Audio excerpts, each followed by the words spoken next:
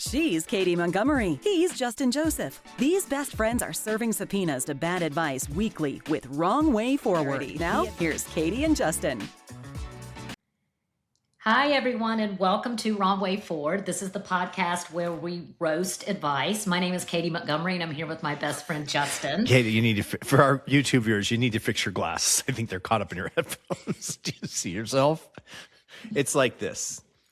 Well, here's the thing. This is going to sound obnoxious, but I have very long eyelashes, and I put on extra mascara before we go on camera. And my eyelashes are hitting my glasses. Oh. But I need the glasses to read the text. It is. So something's got to give here. I've either got to be eyelashless. I've either got to have I can't read the script, or we're not going to be wearing, glasses at all. It is a preview of Buttloxy bimbofication. Eyelashes bimbofication. But a bimbo wouldn't wear glasses unless she was playing like a naughty secretary. Well, I've never understood that. We're going to talk about bimbofication in the show, but I don't know why they're calling it that. I'm excited to talk about it as long as I don't have to say that word, because I'll butcher it. I'm not very good with the English language. So. Well, like the other hard word to say right now is apocalypalist. Have you seen this AI movie that's out? It's called How I Became an Apocalypalist.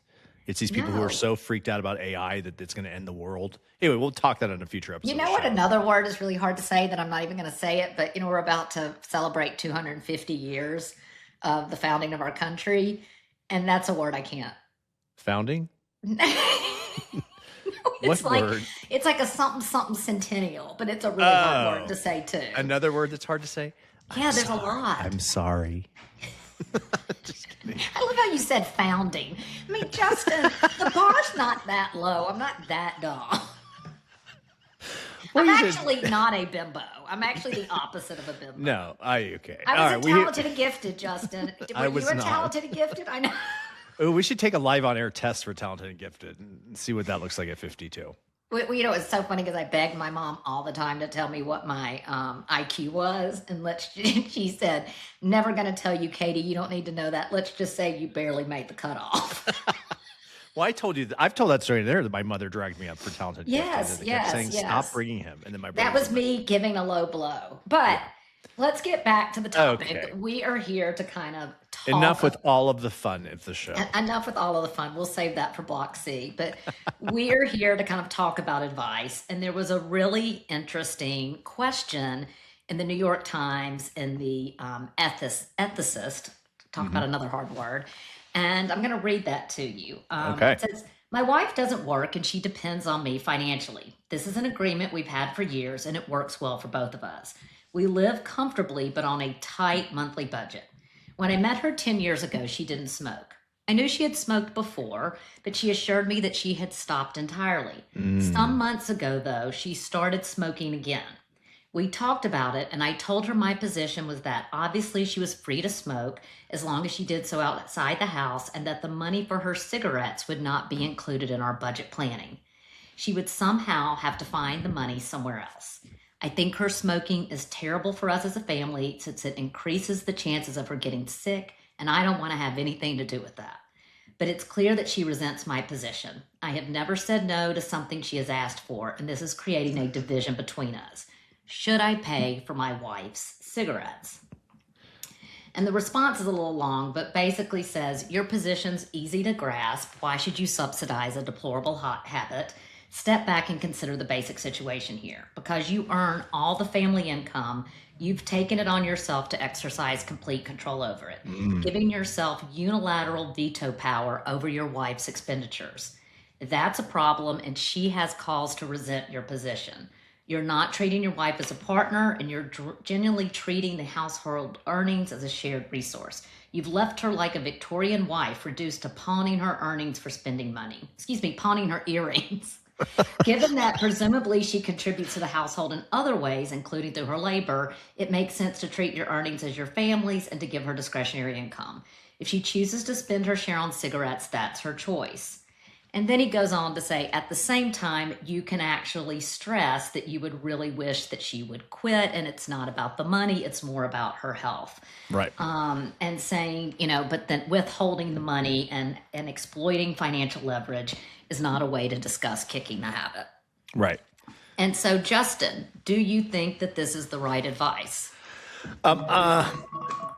Basically, just so that I understand, they're basically saying that this guy can't control her like a Victorian Barbie doll, right?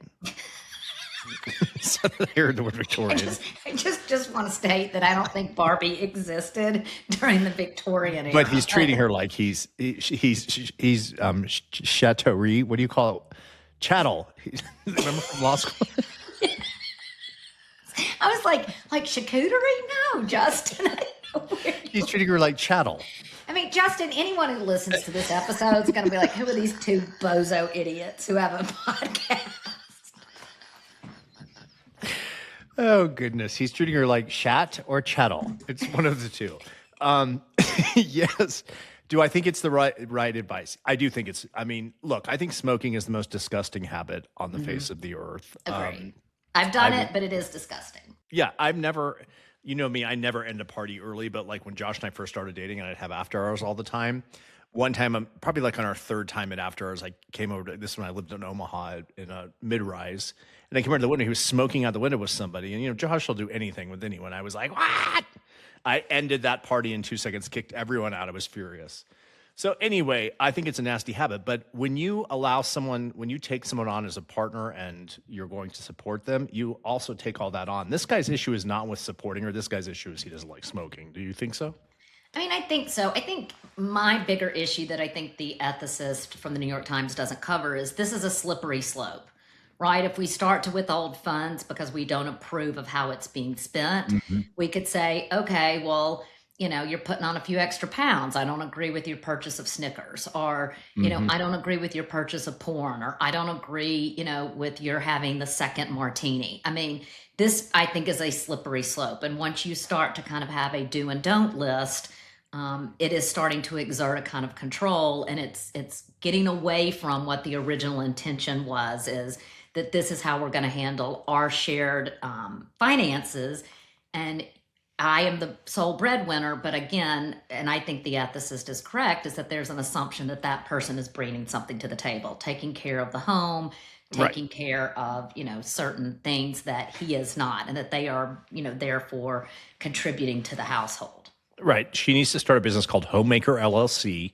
And every week she needs to invoice him for her work. And then she won't be making her own money. And then she can do what the hell she wants. Having said, what do you think about this, though, Justin? I'm sorry, I didn't mean to interrupt you, but, you know, he was very clear that he was anti-smoking before they started the relationship and before they started this financial arrangement. She said, I do not smoke. I have stopped it entirely. And then she picked it up in the last 3 months. Yeah. So is that dishonest? Yes, I think that that's totally fair that he was upfront with that. The issue he's having now is that it's back in, and he can this is all about how he approached this. He can say that was a deal breaker before, it's a deal breaker now, not okay. You don't bring the money into it. That has nothing to do with this situation. Well, I think what I keep wondering is, he says you can smoke as long as it's not in the house. I think that's a fair rule, right? Because no one wants to be around secondhand smoke. You don't want it in your carpet and in your fabrics. But I think it's interesting that he says you have to find the way to pay for it. She's not gainfully employed. She is. Where does he expect as his her? wench? Yeah, I mean, I'm like, what is she gonna do? Like, I mean, is he telling her she needs to go get gainfully employed? She needs a side gig. She needs to pick up a few babysitting hours. I don't understand where he thinks this money's coming from, and then that changes the whole dynamic based on how they arrange their finances to begin with. Yeah, he's a giant asshole. Let me just say that. He really is a giant asshole. I think so. I mean, the issue with saying you can smoke outside, you're still not okay with it. I mean, my mother smoked for many years and then she quit, and you could always tell when she was cheating because you could smell it, even, no matter how good hygiene she had. You can always smell it, and that's what his issue is. So yeah, he needs to just confront it and say, I can't be with a smoker. That's really what he's saying. He does. Then it becomes an issue of how attracted he is to her. It's not just about the smoking. I think he's not attracted to her. If Josh took up smoking, I would lose all attraction to him. See, I really did not expect us to go to this space. I think you jumped about 65 steps. I really did not think that this was bigger and this is something about attraction. I think smoking is very, very, it is something that is very divisive. I have somebody that I'm coaching who one of the things that we've been coaching on is how to establish boundaries around the person she's with who smokes. And, fascinating. She understands that it is an addiction. She understands that it's complex and nuanced, but she said, I can no longer be around it, for my health, for my, ability to breathe clean air. And I think what you're right is like when we used to go out and everyone was smoking in college, you become immune to it. When you're in a clean space and someone comes in, even just one person that's smoking, it's like, it's exacerbated. It smells. It's so intense. And like, what about vaping? I mean, like, that's the new thing. I was walking down the street the other day. This woman just leaned over and vaped, and I'm like, I mean, she just looked like a different person to me the minute I saw her do that. And like, she went from like normal to disgusting. Well, that's a judgment thing. I mean, totally. I don't want to. I'm probably going to lose the Wrong half Way Forward of our podcast. Well, I'm probably going to lose half of our viewership, but I was raised in a generation where you didn't get lots of tats and you didn't have sleeves and legs and it was a class distinction. I mean, my mother talked so much smack about people with tattoos. But that's the South in you. And I still will see somebody, and again, I catch myself, but I will see somebody very well spoken, very well educated, covered in tats, and it's dissonance for me. It just doesn't make sense. 100%. I can't. And so I think it can be hot too. Thing. I mean, when I was younger, it could have been hot. I will say this: we were at dinner the other night. Well, we went to dinner probably a month ago. We go to the same places all the time. Yeah. And we had cocktails, and we went to this bar or this restaurant. We stayed at the bar, and the server was very attractive. He had some tattoos, but he was very attractive. And so we went back there last week, and he comes up, and I see him from the back, and I'm like, oh, it's the attractive server. This is why we come here all the time, of course. And he turned around, and he had a tire track tattoo across his face. No. And I was like, I just stared. I'm like, you ruined that face with that tattoo? But that's what he did. Yeah, but I think these are kind of preconceived judgments. I think the thing about vaping and smoking, yesterday I was getting a pedicure, and in DC, pot is legal. And I'm always like, everybody just do a gummy. Like, let's just do a gummy. Oh, 100%. The smell of it makes me just nauseous. And so I'm sitting there trying to relax. I'm getting a pedicure. And all of a sudden, they had both the back door and the front door open. And right where I get my nails done, there are about 15 private DC high schools. And it was around 3:00. And then all of a sudden, it was Pot Central. I mean, I just think people were, and I just looked at her, and it was so overpowering. And she goes, "Oh my gosh!" And the nail. They're probably vaping it too, right? It's probably a vape. I mean, I don't know, but she jumped up and she had to shut both of the doors. And so, living with that, I think that I could see. I don't think he's necessarily an asshole. I would be like, I don't want this in my house. I don't want to be around that smell. I don't want to be associated with that smell. I don't want to do this. I could see how maybe he's not being a controlling dick. He's just like, it's the first thing that comes to him. It's like, we're not paying for this. So I don't want to necessarily label him an asshole. Well, let's discuss it on the other side. We'll come back on the other side, talk about vices in the house, what they look like, how they make us feel. Of course, we always welcome your thoughts. Text us on our text line at 720-251-4450 or email us at wrongwayforwardpodcast@gmail.com. We'll talk about it on the other side. We'll be right back. You've been listening to Wrong Way Forward, where bad advice goes to die and then gets resurrected just so we can roast it again. If you're enjoying the chaos, hit like and subscribe and come back every Thursday for new episodes. Have a new topic or some disastrously bad advice you want to dissect? Email wrongwayforwardpodcast@gmail.com. Include your contact info. Now back to Wrong Way Forward. Roasting the worst advice ever. Welcome back to the Katy and Justin podcast. Hi, everybody. Welcome back to this week's episode of Wrong Way Forward. This week we are talking about a man who is upset at his wife. I think was it a just relatively short-term-ish relationship? They are married, but it wasn't. I mean, they've been married for 10 years, but she's only recently picked back up smoking over the last 3 months. Yeah. That's the short duration. And he doesn't want to pay for it. I think there's something much deeper. I think this goes beyond just his checkbook. I think he's having attraction issues and is questioning the relationship. Katy thinks I'm nuts. Shocking. And so then it's brought up in a conversation of things that come into the bedroom that maybe start one way and kind of evolve. We've talked about tattoos and vaping and all of the other things.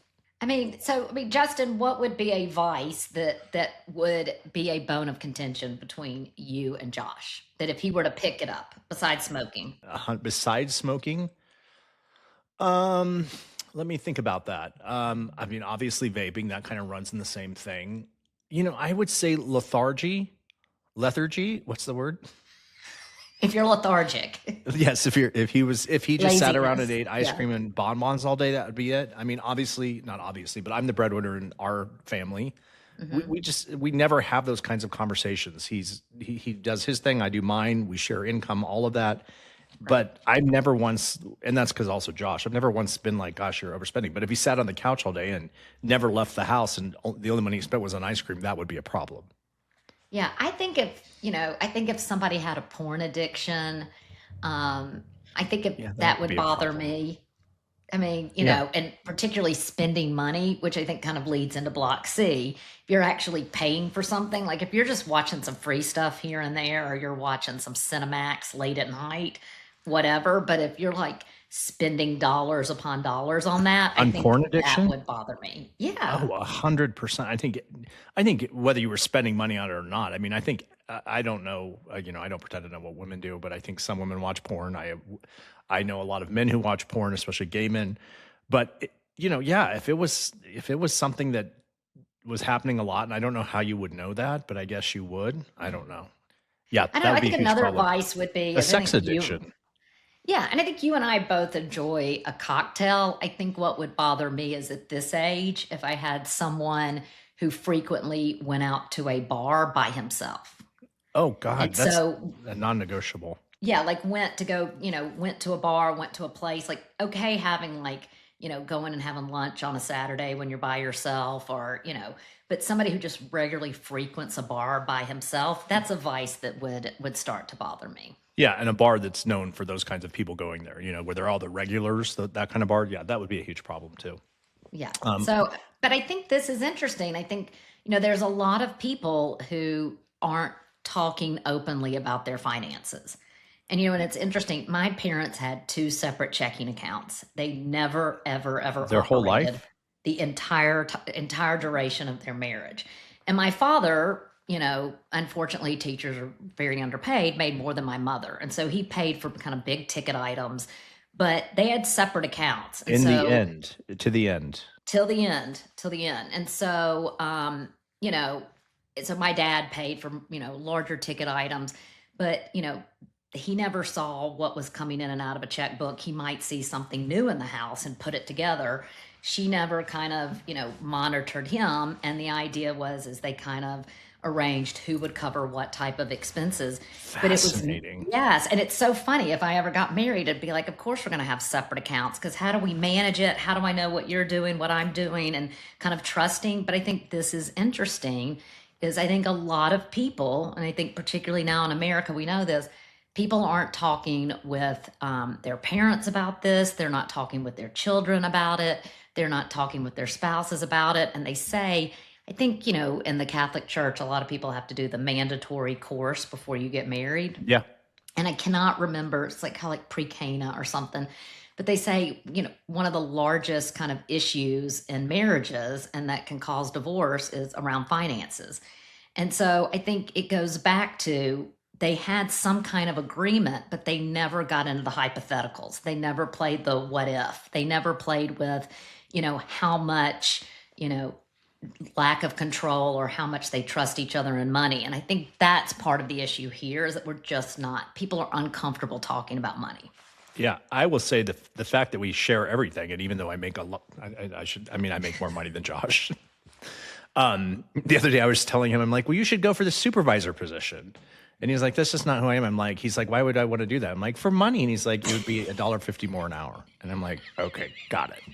Yeah, $1.50 and after taxes, it would be like nothing. Yeah. So anyway, my point is, but because we share everything, I don't have to worry if I go out and buy nice things because I'm not feeling guilty. He can go out and buy something he just would never do. He doesn't do that. Like when we go on a trip. I would like to flash back to one of our previous episodes when Josh didn't buy the Kroger brand turkey and bought the boar's head turkey, and that you got is an really issue. pissed. Well, that was because that was like COVID when I was like, oh my God, I'm going to be broke. And he was out, and I'm like, coupons. We still cut coupons. Do you cut coupons? Well, yes. And it was really funny because the other day I was with my niece and my nephew, and we were going into CVS, and I'm like, and I always tell them, like, this is how much you have to spend.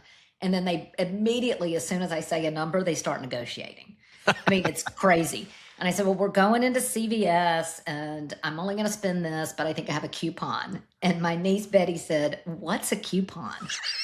And I literally almost fell over. And I'm like, if my mother was alive, she would have gone apeshit crazy on you. I love a coupon. I mean, when we're making us dinner, I want to go out and I want to go to the butcher and buy a nice piece of meat. But otherwise, we use coupons all the time, and I love it. Yes, why not? Well, with that being said, let's take a break. And Justin, do you want to kind of tell our listeners about what we're going to talk about in Block C? Yeah, I don't even know what this is, but we're going to figure it out together. It's bimbofication. It was a word that was put into the stratosphere when Kristi Noem, who of course was our former Department of Homeland Secretary, who hated drag queens, who the minute she left, her husband was spotted online on, I don't know what site, basically dressing like an over-exaggerated woman, like balloons inside a T-shirt, like to show breasts, etc. And the word that was used to describe it was bimbofication. So we're going to talk about that on the other side and what the hell that is. We'll be right back. Thanks for streaming Wrong Way Forward, the weekly reminder that advice is usually free for a reason. We call out bad advice wherever it hides: boardrooms, break rooms, and even book clubs. Enjoying this dumpster fire? Like, subscribe, and check back every Thursday for new episodes. Want us to roast your favorite piece of nonsense? Email us at wrongwayforwardpodcast@gmail.com. Be sure to include your contact info. We're not psychic, just judgmental. And now, back to Wrong Way Forward. Roasting the worst advice ever. Welcome back to the Katy and Justin. And we're back. And Justin, I've got my glasses back on, so no comments. What we're talking about is Kristi Noem's husband. She was the former DHS secretary. It has just gone live that he spent at least $25,000 via Cash App and PayPal, spending money with fetish models. And a lot of times they said while he was writing and he was messaging these women and praising their surgically enhanced bodies, he was wearing pink shorts and a flesh-colored top with balloons simulating breasts. And so they are calling this the bimbofication of women, which is very interesting because you probably heard that there is something called the MAGA look. So if you look at all of the women in Trump's cabinet, they all have this Garfoyle look, right? Where it's, heavy makeup, very long hair, enhanced lips, heavy blush. And so it's interesting that we're talking about bimbofication. And I think some people might even argue that the women, and they've shown these women kind of prior to kind of taking on these roles and being kind of part of the administration, that they didn't necessarily look that way. And it's kind of a MAGA look. So it's interesting because I don't even necessarily think it's just a MAGA look. I mean, you look at the Lauren Sanchez's, I don't think she's MAGA, but she may be. This Kardashians, it's just I think it's anymore. That's that look when you have money and are, I don't know, gross. I think the key word is gross, because I don't think, when I think of a woman with money, I do not think of exaggerated breasts. I don't think heavy makeup. I think someone looking very kind of more natural, more in proportion, more tasteful. That's what I think when I think the look of money. I think this is running in that Hollywood circle of money, but I guess MAGA doesn't. I'm trying to figure out what the thread that runs through all of them are. And it's not MAGA. It's not money, obviously. It's age. I don't know. But what do you think about this bimbofication? And do you think men can be bimbo? I guess I'm not shocked because, again, it just never fails. The minute someone gets too on the gaze about something, it bites them in the ass. And I can point to 10 examples of where someone who came for the gaze, there was always something behind it. And they're saying there's no way she didn't know. Well, and it's probably subconscious even, right? it's like you're subconsciously aware of it. You're picking up, it's not right in your face. He hasn't said, look, I'm a cross dresser and I'm, spending money on a fetish. But she's probably subconsciously picking up these things and then projecting it through hatred of others. Right. And now it makes sense why she was having the affair with Corey Lewandowski, which she's been having forever. And remember, at her recent hearing, the husband was behind her. And everybody was like, how can the husband be on this shoulder and Corey Lewandowski on this shoulder? And the senators are asking her to her face, are you having an affair with this guy? And the husband's there. And we thought it was so crazy. Well, the only logical answer to that is because she knew he was a cross-dresser and he knew she knew he knew. And he didn't care that she was doing him. So that makes all sense. Well, it's so interesting because they're from South Dakota. And you visited me. I lived for a year in South Dakota when I clerked for a federal judge. And South Dakota's this really kind of weird place. It's amazing, the nicest people you'll ever meet.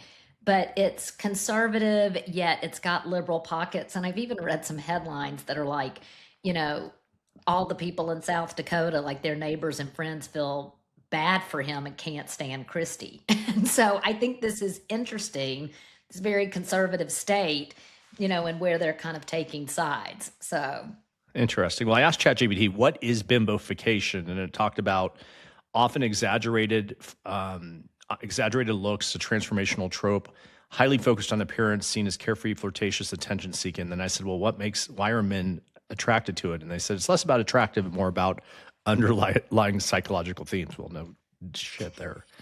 And then it says humans are wired, and it says blah, blah, blah. Exaggerated femininity signals sexuality. I don't know. I don't want to know. I just will live in my bubble.